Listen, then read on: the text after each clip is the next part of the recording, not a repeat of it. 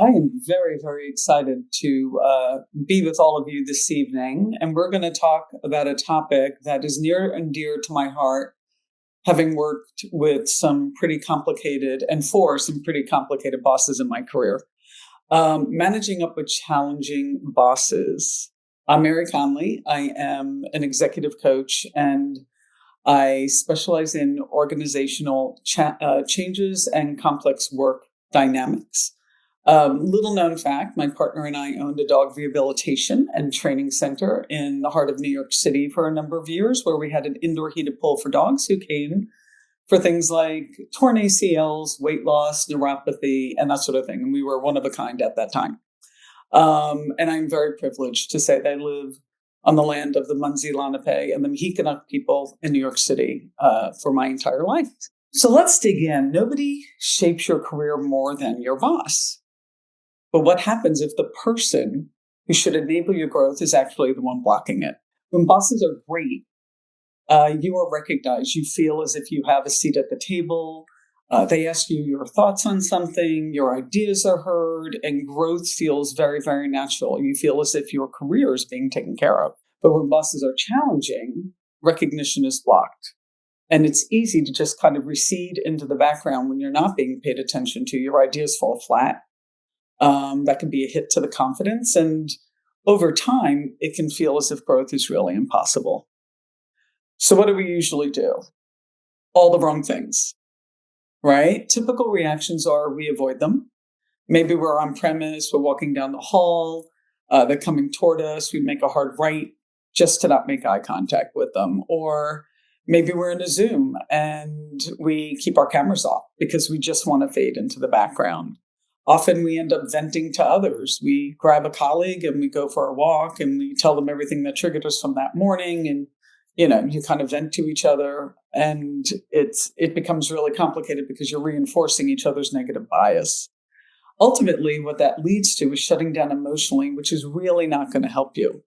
Because the reality check is that avoidance won't work, but strategy will work. The late First Lady of the United States from about 100 years ago said this. She said, "No one can make you feel inferior without your consent." Eleanor Roosevelt was essentially a social justice warrior and an American diplomat beyond being the wife of Franklin Delano Roosevelt.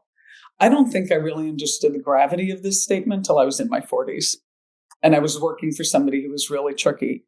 And it really challenged my confidence. And after having read this, I realized where I might have been complicit in allowing the way she was treating me and also treating my colleagues. It wasn't only me, but it made me realize that I did have agency in the moment and I didn't have to necessarily take in some of the things she was, saying to me and saying to some of my colleagues. So I thought this was a really important quote to bring up this evening. We're going to center part of today's conversation around a true story. One of my former clients who is anonymized for this presentation, and as is her title, and we're going to call her Robyn.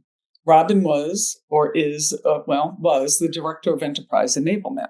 Robyn contacted me a couple of weeks before starting a new job that she was very, very excited about. She had interviewed with a number of people. She met her new boss. She thought he was very affable. He had a good reputation, seemed like a really, really nice guy. And she was very excited to begin her role. And about 2 weeks in, she contacted me and she was really not in a good place. And when I asked her what was happening, she said, we have all these one-on-ones scheduled and he abbreviates them. And what should be 30 minutes sometimes is only 15. He's even taken phone calls in the middle of our Zoom because she's virtual, right? She wasn't on premise. And next thing you know, the meeting would just end abruptly. And she just was left feeling as if she didn't know the best way forward for the work that she was being responsible for. So that stalled projects, which made somebody as ambitious as Robyn. I mean, this is somebody who wants to be a COO someday. This was really, really difficult for her. And it also turned into having to rework a lot of deliverables, which made her feel really, really frustrated. She felt blocked in her ability to move forward. She began to lose confidence. And when she contacted me, she said, "I think I made a mistake and that I should resign. And she was 2 weeks in. And I was like, hold on. So we're going to come back to Robyn in a little bit. But first, we're going to talk about some different, very common, challenging boss archetypes. Now, as I was saying in the breakout room earlier to some of the folks that were there's probably well over a dozen different challenging boss archetypes. You can Google it. You will find all different sorts of challenging behavior in the leadership space. But I'm going to focus on these 5 because I find them to be 5 of the most common that my clients talk to me about frequently when they're having a tricky time at work. The first one is the micromanager. The impact of the micromanager probably doesn't need a lot of explanation, but is very similar to feeling suffocated. Even when you're not in the same room with them, because of the way they have a need to control, it feels like they're always looking over your shoulder, right? You send them a document, it comes back completely redlined. They second guess some of your instinct and how you want to move things forward in a project. They challenge the way you word details in an email, and they ask you to rework it. And so what happens is innovation stalls because things are not moving forward. Over a period of time, not only do you risk burnout, but so do your colleagues and your peers. And it just has a pervasive feeling that everybody feels as if they're being squashed. It's not a good feeling. The strategy to handle a micromanager, right, is to over-communicate. Observe what matters to them. Know that this is not about you, right? And that you need to manage up from the perspective of delivering information to them so they take their foot off the gas pedal a little bit. Because the more you share progress in advance, you will build trust with them and you will find that it'll diminish their need to try and control everything that you're responsible for. It will not go away. In fact, with any of these archetypes, you will probably not change them, but what you can do is modify the impact that they're having on you by using some of these strategies. And so with a micromanager, it's very much about over-communication because then they begin to trust that you're on top of things. Know that with a micromanager, for them, it's really about not being in control. That is pretty standard. The gaslighter is really, really tricky. With the gaslighter, you begin to doubt your memory. You're in their office or you're having a meeting with them on a Monday. They say, this week, project A is the most important thing that we are focusing on. And then you get together with everybody on Wednesday and your boss says, no, it's not project A. We're focused on project B. And you're wondering, wait, I just spent 48 hours working on project A. I was in your office on Monday. You said we're working on project A. I'm like, no. Nope. And what happens over time is you think you're misremembering, right? But what gaslighters often change their mind and don't communicate what's happening, right? Or where they've changed their mind. And that's one of the trickiest things about a gaslighter. So over time, your decision-making begins to feel shaky because you're second-guessing yourself because it happens so frequently with gaslighters. They're generally always in the driver's seat. So refuting their memory is probably not going to serve you. What you can do is to shore up your ability to deliver information in a way that it can't be second guessed. And what that means is get agreements in writing. You leave a meeting, you document the time of the meeting, who is in the meeting, you keep notes so that you can go back later and say, this is what John and I heard in the meeting.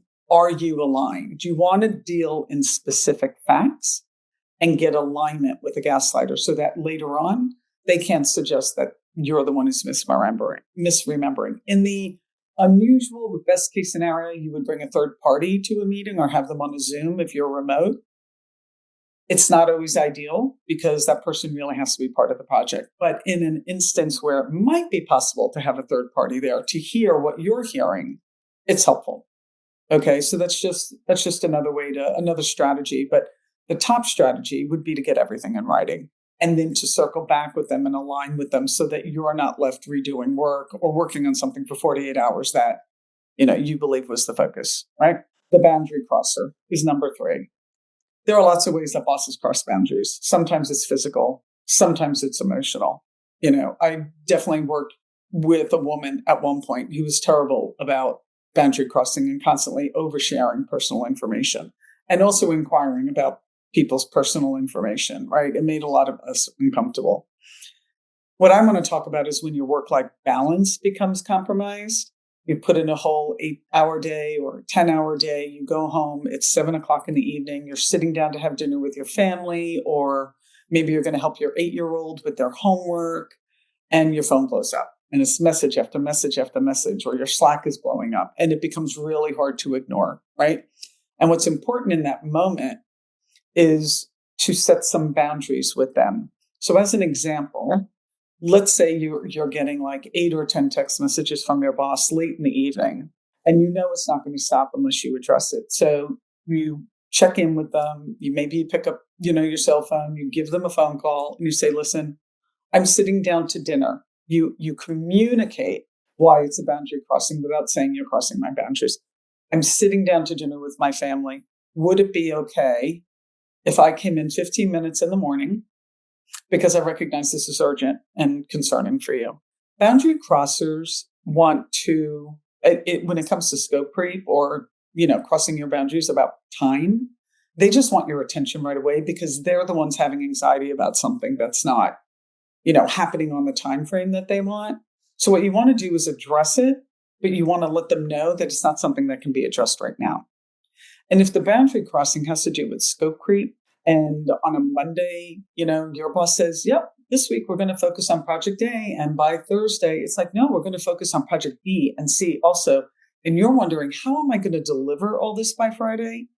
The language then is, "John, I understand that project A and B and C are all really, really important. However, I need you to align with me on which one is the priority because all three of them cannot get done in the course of the next 24 hours.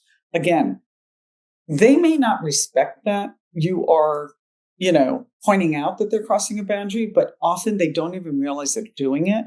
And they're like, "Oh, right. Okay. Just focus on project B." What you want to do is constantly reiterate that you do have boundaries.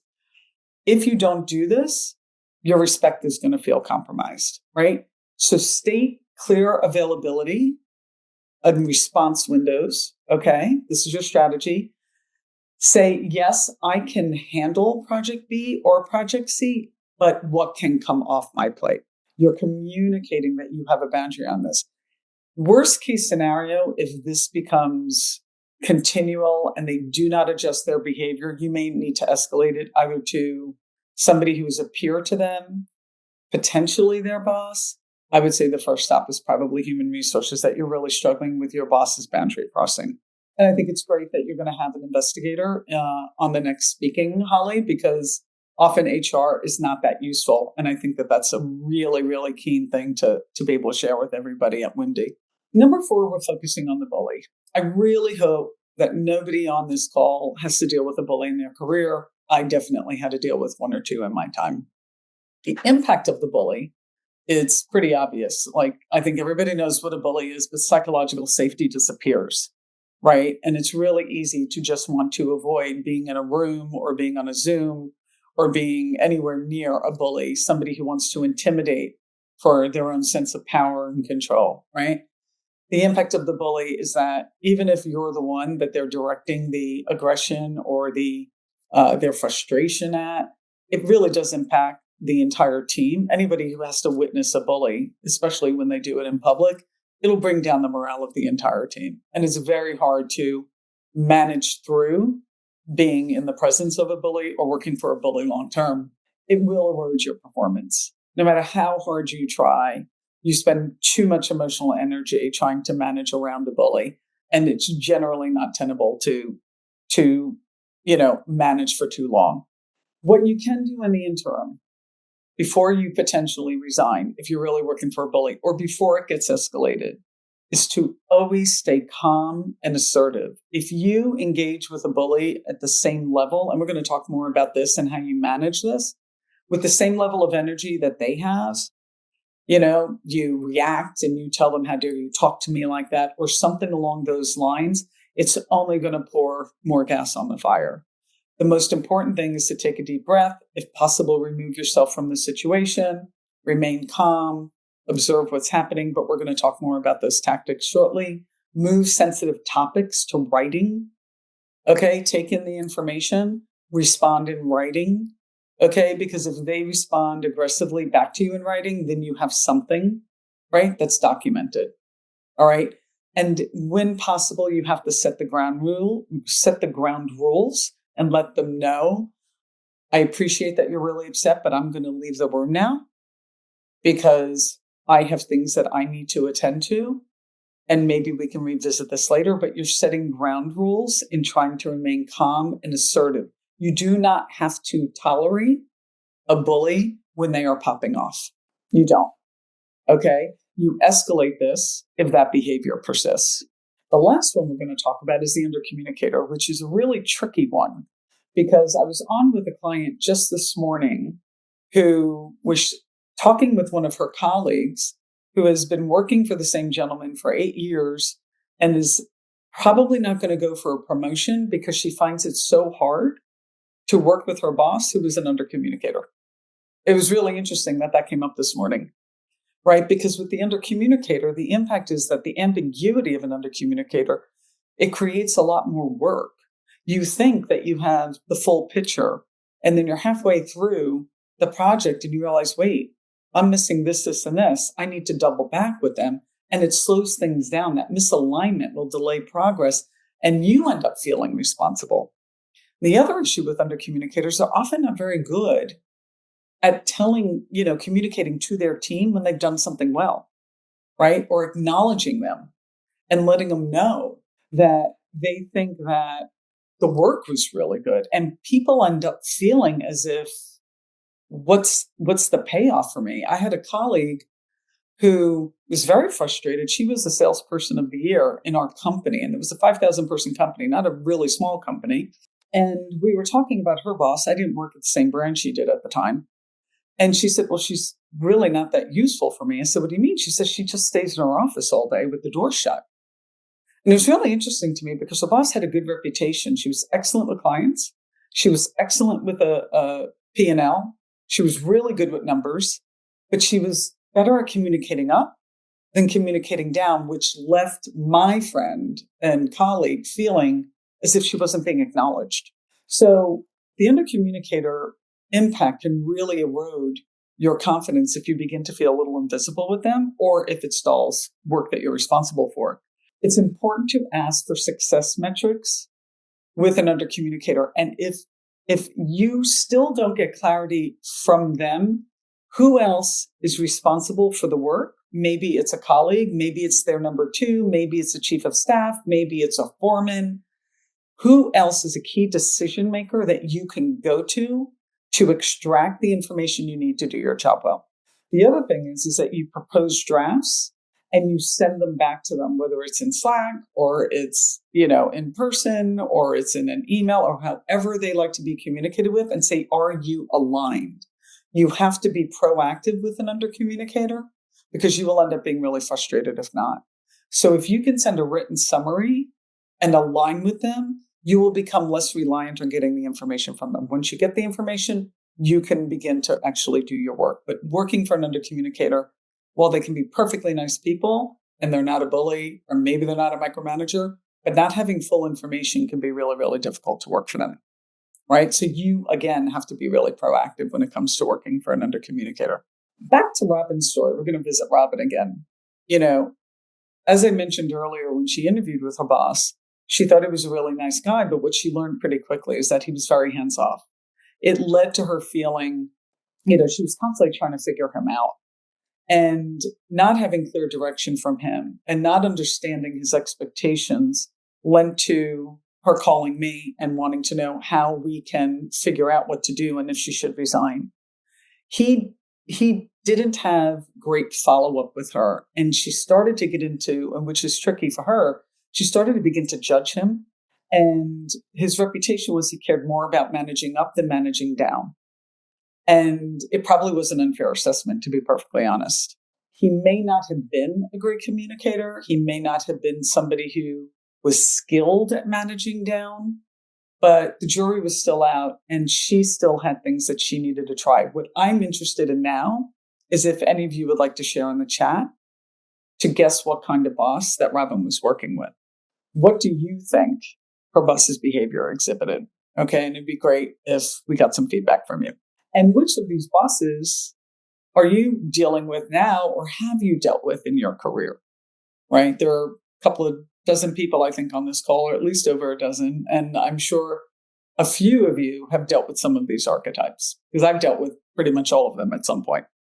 Yeah, there's a pretty strong consensus coming in, Mary. That's an under-communicator, everybody says. Yeah. The under-communicator is really, really tough. The great poet laureate, Maya Angelou, this is also, I think, a really prolific statement. And it did remind me when I first heard it, what Eleanor Roosevelt said 100 years ago is, you may not control all the events that happen to you, but you can decide not to be reduced by them, right? It's very difficult to get emotional distance if you're dealing with somebody who you don't feel appreciates your hard work or your skills or your expertise. But it's something that once you realize that that's about them and not necessarily about you, it enables you not to feel an erosion of confidence and not to be reduced by them. Now we're going to talk about self-management in 3 different easy phases. These are some really basic tactics that you can employ with dealing with any of these challenging bosses that I've already talked about. And the first thing is to pause, right? And to go from reaction to responding professionally. So emotional regulation is really, really key when you're dealing with somebody who may not be emotionally regulated, right? Whether it's personal or professional, we all know that if you're getting into a disagreement with somebody or you're having a very big difference of opinion, combating them in the moment usually just, like I said before, pours gasoline on the fire. What's really important professionally is that you pause before you respond. Just do your best to get some emotional distance so that your perspective doesn't narrow. And the way to do that is to retain your personal power by witnessing what's happening. And that's where the pause really helps you. Just take a beat, right? And don't get pulled into that energy because you risk your credibility if you react to your boss, right? At the end of the day, it's their seat, they're in charge, and you have to take a moment to just pull back and see what's happening. Your personal power is more important in this moment than being right. They could be completely wrong. But what's really important is that you retain your personal power by taking a pause. Your awareness is going to enable you to detach, not attach. You don't want to attach to what's happening. Observe what's happening. In order to protect your mindset, don't absorb their energy. If they're being really aggressive, if they're being very intimidating, if they're being really loud, maybe they're being very anxious, maybe they're being really silent and you're wondering what's going on with them because they're an under-communicator, right? What's really important is to not internalize that because you will lose power. Try and be discerning, right? What could possibly be going on for them right now? I was telling Jen Yee this, who was my terrific speaking coach for WIMDI, that when I'm driving down a parkway, if somebody cuts me off, my response used to be, oh my God, that jerk, right? I can't believe they just did that. That was really dangerous. The whole mental thing that happens when somebody does something dangerous when you're driving a vehicle. And then I learned more about emotional regulation, both professionally and personally. And what I learned was when somebody cuts me off on the parkway now, I say to myself, maybe they're rushing home to get to their sick parent. Maybe they're rushing to the vet and their dog is in the car and their dog is really, really sick, right? And I try to put it in context where I take a beat and I neutralize my emotions in the moment. And I will tell you, it works every single time. I never get annoyed beyond a split second if somebody cuts me off on a parkway anymore. Right? I try to have that distance. And I'll give you another really good example. Years ago, when I was consulting for an agency and I would go in a few days a week and I had like office hours, I was coaching several people there. I did watch one of their leaders pop off in the middle of a room of like 80 people toward her team. And it was really unpleasant. And I watched a number of the people on the team just kind of like shrink into the background, right? Because of her anger. And it was interesting because they delivered information that she didn't want to hear. And then she was going to have to deliver that information to a client. And in that moment, I remember thinking, she's really anxious. This is not good news, and she doesn't want to deliver bad news to that client. And even though everybody was responding to this burst of anger, I didn't see it only as anger. I remember I was a few tables away from witnessing this, and I thought, this is anxiety in action, right? So my point in bringing that up is sometimes what you're on the receiving end of, no matter how bad it feels, it is really about them and their dysregulation, not being able to manage their energy. And when you can take that pause, it will help you neutralize and keep your personal power, right? So this emotional distance flywheel is about pausing to center yourself and then observe what happens and just stay in that space. Okay. Years ago, one of my counselors advised me when I was working for somebody who had a tendency to emote and lose emotional regulation. She told me to go back into my office, shut the door, and walk in a figure eight. Because when you walk in a figure eight, it slows your heartbeat down.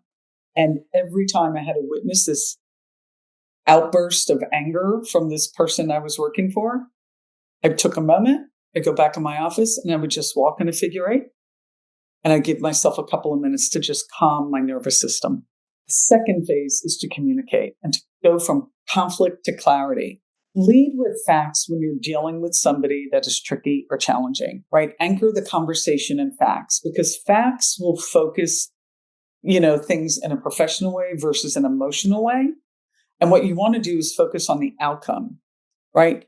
John, A plus B equals C. I would like to align with you on this. Do you agree? Is not the same as saying, I just don't agree, John. I think you're being really emotional. Big difference, right? Focus on the facts, deliver the facts, and get alignment. Emotional reasoning will not help you, but professional reasoning will help you in showing your perspective when you have things to back it up with, right? It also will enable you to neutralize and remain calm. So stay composed, right? Anchor your communications and data and next steps. I have a client that I've been working with for the past year, and he works for a very, very, very intimidating bully-like boss. And he's been trying to get a new job. For a long time, he believed that if he didn't argue back, that on some way he was being compliant. And all it ever did was serve to make it worse. Calm is not compliance. Calm is not agreeing with their perspective. Calm is composure with intent, right? So just because you're not telling them off if they're popping off at you, it doesn't mean that you agree with what they're saying. What you want to do is respond calmly and regain your composure. It will not serve you ever to go back at them, right? That is not the environment in which you will win. The communication flywheel is to deal in facts. Facts will help you keep calm. Get confirmation from your boss that they are aligning with you once calm happens. Clarify that everything is aligned and repeat. It is not further engagement into whatever the emotion is. It's like you deal in facts. It'll help you remain calm. You confirm that they are aligned, and then you clarify, this is the way we will move forward. Do you agree? The third thing is managing up. And this is going from tension to trust. This is also something that people confuse. I've had people say to me, well, is it managing up manipulation?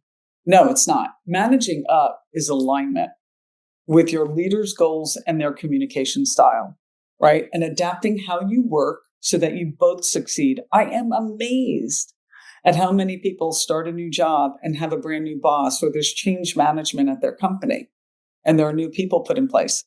And they don't work to find out some really key things about their boss. Like, what's your favorite platform to be communicated to? Like, I know entire teams that work in Slack and their boss never goes in Slack. They don't, right? The boss wants you to send them a text message, but everybody else is aligning on Slack. If your boss wants a text message, you're going to have to circle back to make sure your boss knows what's happening. And you're probably going to have to send text messages, right? If your boss is short on words and when they communicate, they're a 1 or 2 sentence communicator, do not send them 3 paragraphs. They're not going to read it. You have to pay attention to the communication style of your boss in order to get them to see that you are adapting to have more impactful communication to align with them. Understanding your boss is a skill, right? What is my boss's priorities now? I drove revenue for over 20 years in my previous career. I may have wanted to manage my team's revenue by looking at it quarterly. Maybe I met with them regularly, but I always focused on the quarterly numbers. If my boss wanted to look at it monthly, I needed to make sure I was expert at reporting numbers every month. Even if I thought it didn't matter because we were looking at it quarterly, didn't make a difference. Aligning with what is important to your boss and what their priorities are. How do they define success? You may think success is, if we just get to this milestone or we get to the end of this, project and, we're able to go to the next level, that's success. They may have a longer view picture of what success is or a shorter view picture of what success is. You have to know how your boss defines success, right? So that's part of understanding your boss. When you do this, it will enable you to build trust and advocacy, right? Understand their pressure points, understand their triggers, speak their language. And something I spoke to a client about this morning, frame language around we. Get rid of the subjective. It's not I think. Unless they say, Holly, what do you think? Well, John, I think we should go in direction C, right? Fine.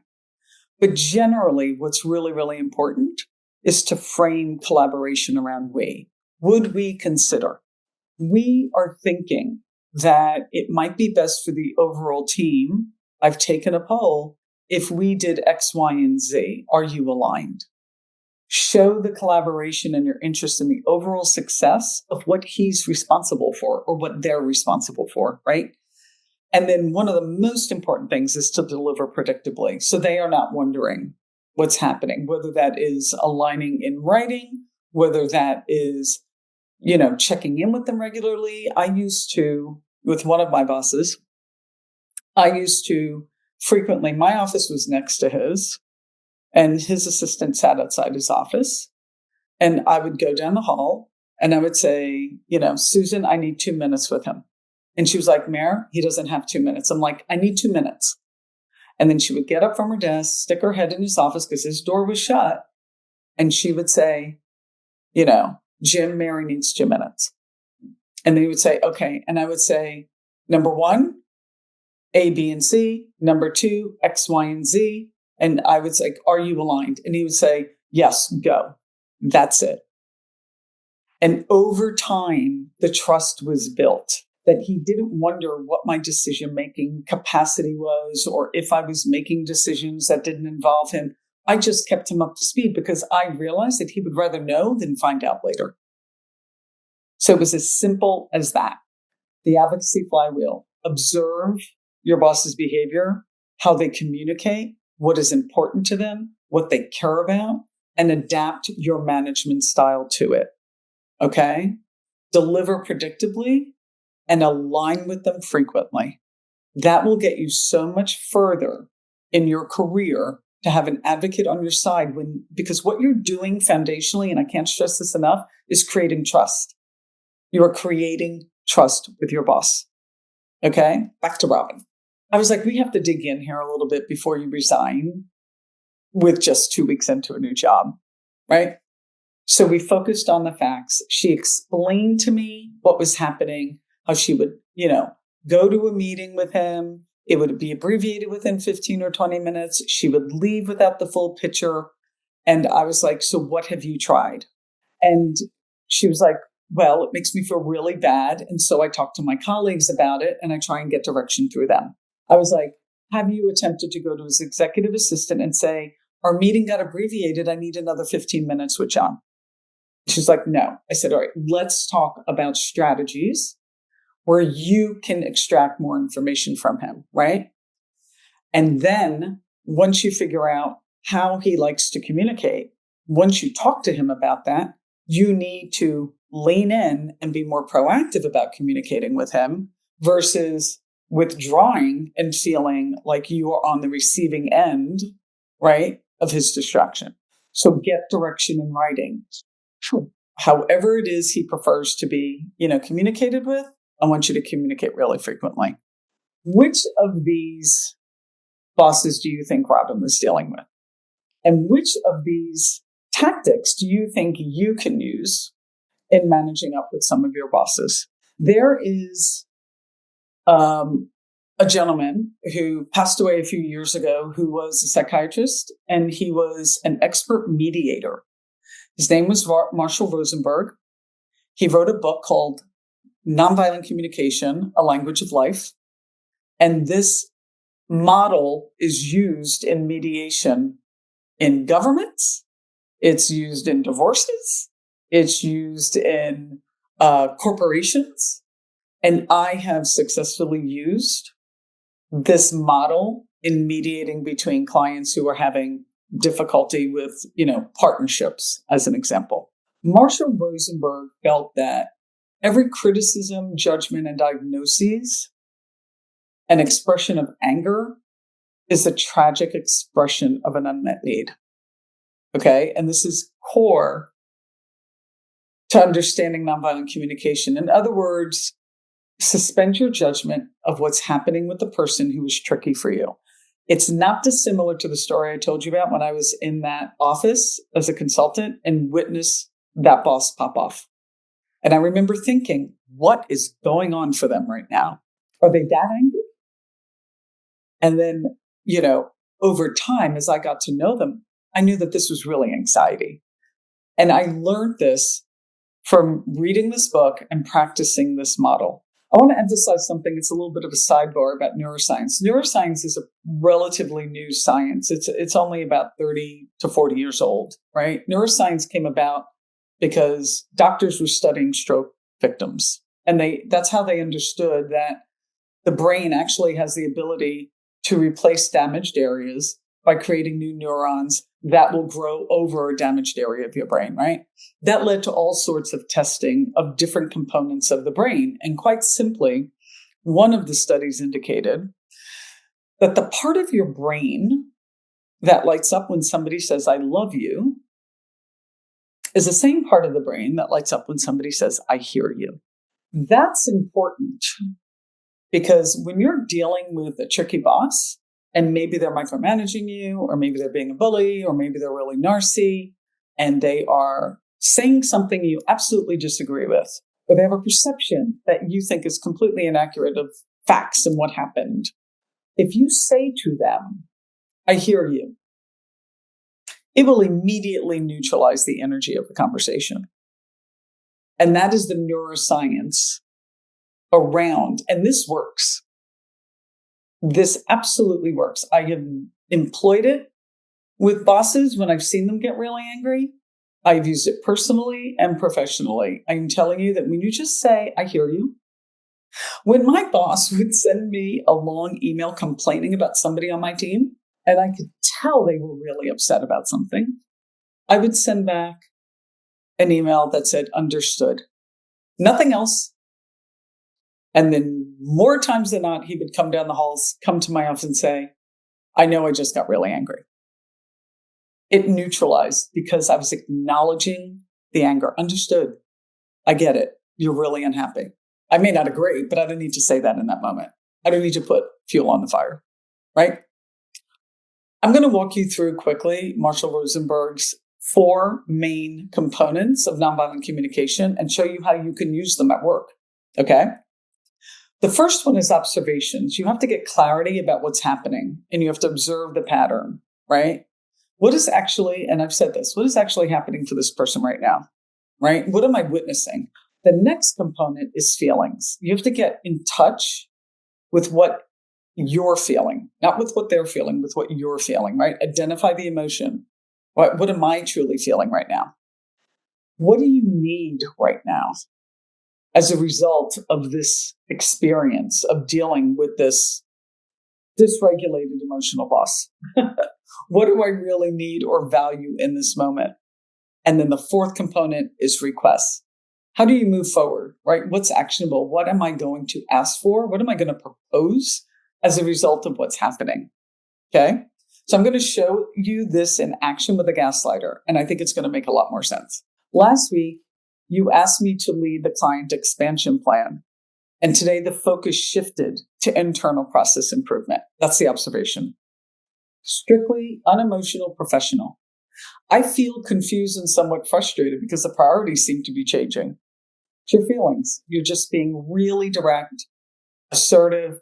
I feel confused and I'm somewhat frustrated because the priorities seem to be changing, right? I need clarity and consistency so I can perform effectively and deliver what matters most. You're showing that you care about the product output and you're telling them what you need in order to succeed. Can we align? Here's your request component. Can we align on which initiative takes priority this quarter and how success will be measured?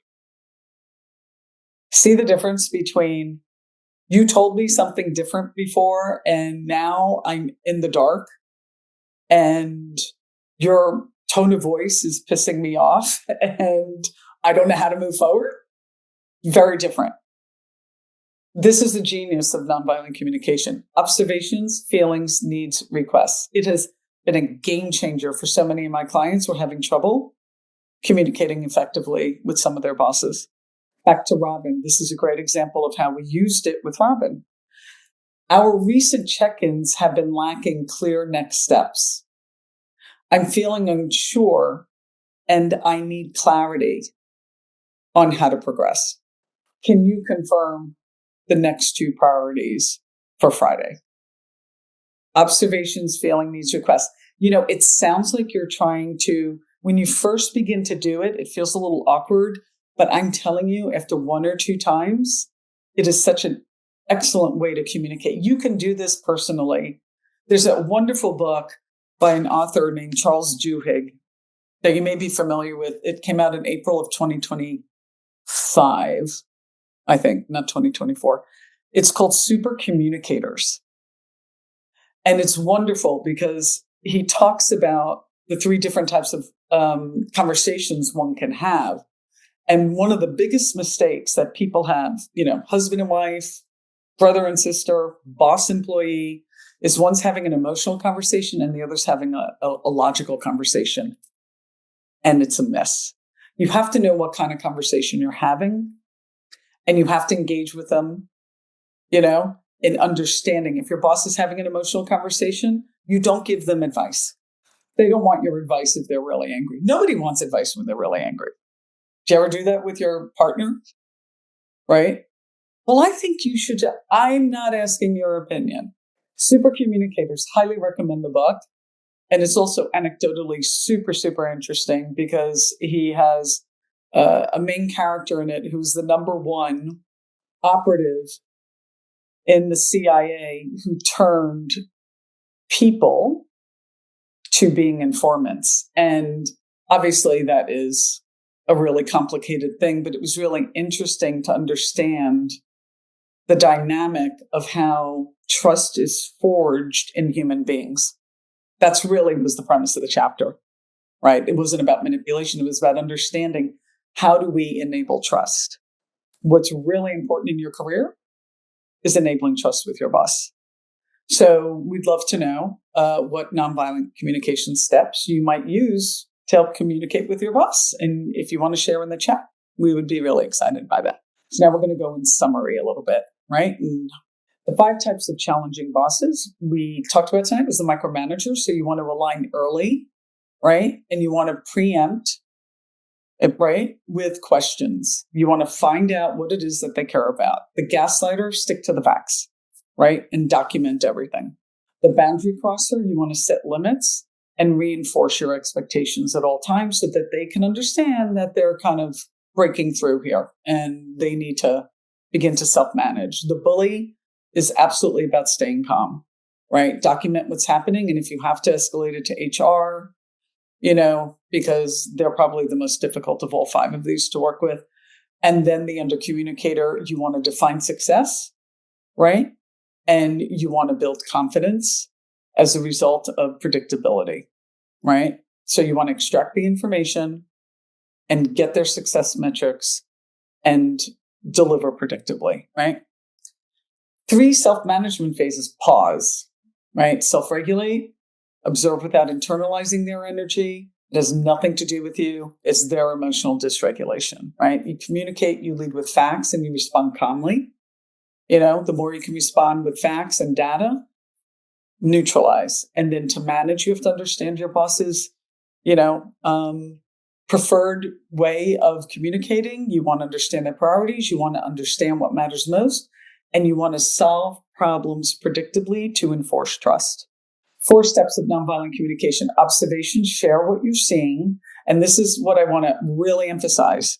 You stay in the subjective when it comes to nonviolent. It's I. It's like, these are my observations. This is what I heard. This is the way it feels. I feel frustrated. I feel confused. I feel in the dark, right? I need to have better understanding of what your objectives are, what your priorities are. Share what you need to be successful, and request. Share what behavior or action you need to move forward. So here's the exciting thing about Robyn, right? She improved her proactive communication with her boss. She leaned in and didn't take it personally when the meetings were abbreviated or she felt like she didn't have the full picture. She figured out his favorite way of communicating, and she aligned with him later if the meeting closed early, right?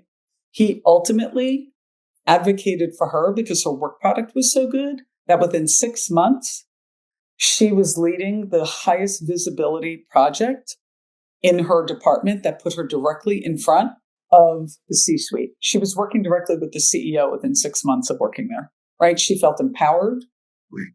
Her contributions were being recognized. She couldn't believe that he became such a big advocate for her.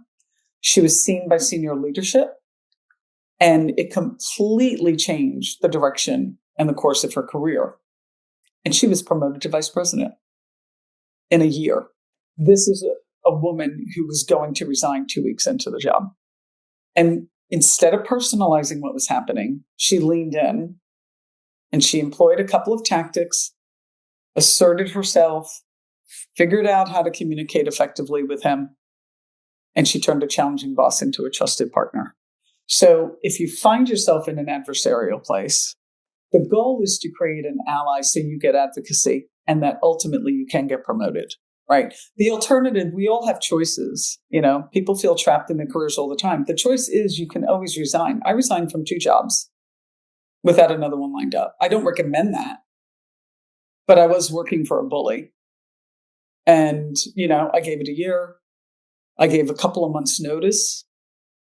I knew I had leverage, that they needed me. And it enabled me to pursue another opportunity within the 2 months, right? So bullies are particularly hard. But outside of that, any of these other archetypes, you generally can manage around pretty well. And as the late Canadian politician Rosemary Brown said, who broke down many doors, when we must open the doors and we must see to it that they remain open so that others can pass through as women, especially women in a male-dominated industry. It is so important. I can't stress it enough that you keep striving for leadership because things will not change unless women migrate up into leadership. You cannot count that things will change necessarily, whether it's in pay equity, whether it's in representation, whether it is in diversity, whether it is in, values-based work environments. It is really important. And I really admire what Holly has done by creating this organization. I am going to leave you after this evening with a reflection tool. And it is a model that I've used with a number of clients. It's called Stay, Go, or Grow. And it is a little quiz, 10 questions. And the paradigm is, to stay where you are. If you are in a really tricky place or working for somebody that you don't feel is an advocate or can be an ally, am I still learning, influencing, and feeling valued for what I do? Have I outgrown it? Do I need to move on? This environment, have I reached the ceiling of where I am? Maybe nothing's really wrong, but you're not sure you're growing in your career. And do you have to leave to grow? What new challenge or direction can I take, whether it's here or whether I have to pursue it outside? And this brief little quiz has been really helpful for a lot of people to get perspective on where they are at a certain point in their career. So I'm going to also leave you with a little bit of homework to find out what shift you will take this week to maybe improve a situation or a dynamic with a boss that you find tricky. And I just want to thank you all for having me, and I hope you'll stay in touch. This is my email, mc@mccoachingnyc.com. And it's been an absolute pleasure, and I am really honored to be part of this group tonight. Thank you, Holly.